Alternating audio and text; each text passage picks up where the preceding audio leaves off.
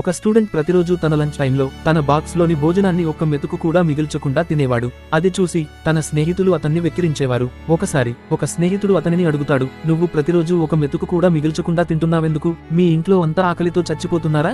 ఆ ప్రశ్నకు అతను ఇలా జవాబిస్తాడు, లేదు, మా ఇంట్లో తినటానికి ఎటువంటి లోటు లేదు, కానీ నేనిలా చేయటం వెనుక 3 కారణాలున్నాయి. మొదటది మా నాన్నపై ఉన్న గౌరవం. ఆయన మా కోసం ఎంతో కష్టపడి మాకు భోజనం పెడుతున్నారు. రెండవ కారణం నా తల్లి. ఆమె ప్రతిరోజు పొద్దున్నే లేచి ఎంతో ప్రేమతో మా కోసం అన్నం వండుతుంది.